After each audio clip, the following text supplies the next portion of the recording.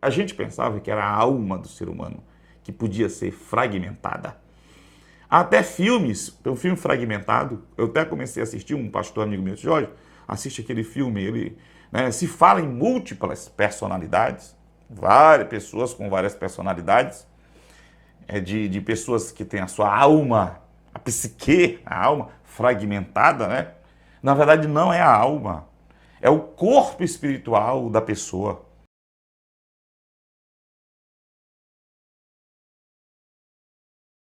É como se, por exemplo, a tua alma, a minha alma, nós, na sua essência, que o homem, Gênesis 2:7, vou colocar aí embaixo, que Deus pegou, formou o homem assim, do pó da terra, o barro, soprou nas narinas, a primeira substância, o barro, soprou nas narinas do homem, daquele barro ali, daquele boneco de barro, e ele se tornou uma alma vivente, ele é alma vivente, e que possui um corpo físico, esse aqui para se relacionar no mundo físico, mas possui um corpo espiritual, que é o seu espírito, que a sua alma precisa de um corpo para habitar em dois mundos que ela pode habitar. No mundo físico ela habita, ela se relaciona através do corpo físico. No mundo espiritual ela se relaciona através do corpo espiritual.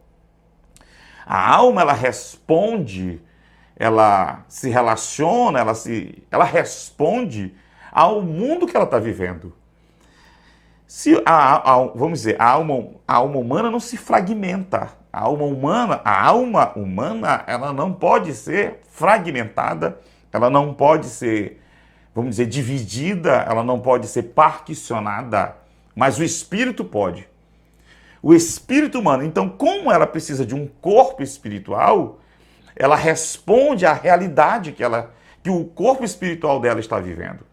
Então, olha esse texto aqui na Bíblia para você pensar direitinho, mas a realidade você vai perceber que é essa. E nós, como pastores, deveríamos estar procurando nas Escrituras explicações mais nisso, porque Deus nos chamou para tratar o espiritual do povo, ajudar a espiritualidade do povo enquanto pastores, porque não somos médicos, os médicos tratam o corpo físico, né? Mas como líderes espirituais, tratar sobretudo a alma, o mundo espiritual, o ser não material, resumindo, o ser não material do homem, né? E eu sempre digo aqui na igreja que uma das coisas mais importantes que a igreja deve fazer é aquilo que ninguém sabe fazer. É aquilo que a outra pessoa não foi dada a tarefa de fazer. Por exemplo, uma igreja, ela cumpre o social, deve cumprir um mandamento bíblico. Mas existem ONGs que podem fazer e fazem. A questão do corpo físico, coisas meramente físicas. Existem pessoas que fazem e que nem são igreja. Mas a luta contra as forças espirituais, o mundo não tem força para. Então, isso traz para a igreja uma grande responsabilidade, porque só ela pode tratar isso aí, certo? Então, olha esse texto aqui em Provérbios 15:13. E eu vou me utilizar de várias versões e de um estudo mais aprofundado. Provérbio 15:13 diz assim, ó, o coração alegre torna a face alegre, o rosto alegre. Aqui diz, eu estou na King James, fiel. Olha essa versão aqui. O coração alegre torna contente a face, mas pelo pesar do coração, o espírito se parte. Se você for pegar aí, o espírito em outras versões, você vai ver o espírito se oprime, se abate, se entristece e tantas outras coisas, né? Provérbios 17:22 também fala do espírito partido. O que é isso? É claro que as versões elas dão um resultado. Qual é o resultado? Um abatimento da pessoa. Né? Em outras versões, se você for ver, que o coração alegre, ele torna o rosto alegre, mas a tristeza no coração, o espírito se parte. Eu não quero tratar o versículo todo, mas esse final, o espírito se parte. Se você for atrás dessa palavra se parte no original, no significado da palavra se parte, abatido, ferido, isso é o resultado que vai ter alguém quando o espírito se parte, se fragmenta, se divide, se particiona. Olha lá, significa também essa palavra quebrantado, despedaçado, rompido, partido. E isso é o que acontece no mundo espiritual. E há um reflexo no mundo físico de abatimento, de tristeza. A pessoa fica para baixo. Esse outro provérbio, outro texto de Provérbio 17:22 diz: um coração alegre é como um bom remédio. Coração, muitas vezes, aqui é a alma do ser humano. Não é essa músculo de carne que tem aqui dentro. A alma do ser humano. Mas o espírito partido seca os ossos. O espírito fragmentado, ele tira a estrutura. Eu ouço falar de estrutura de sustentação da pessoa. Então, é possível o espírito humano ser fragmentado. As leis do mundo físico não são as mesmas leis aplicadas para o mundo espiritual.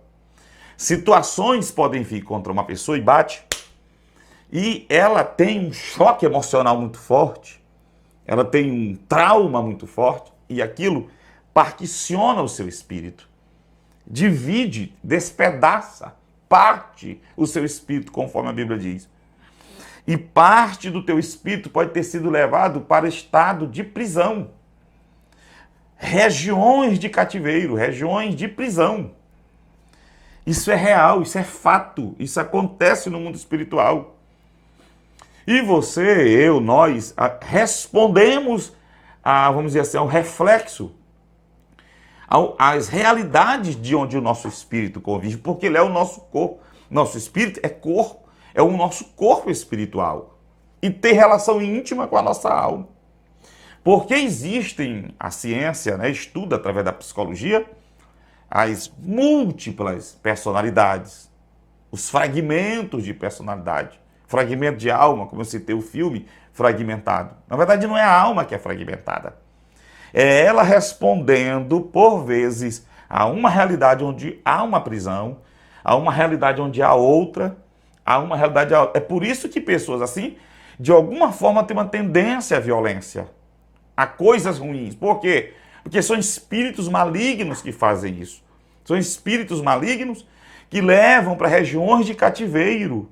E uma dessas regiões de cativeiro é a região de suicídio. Espíritos de suicídio.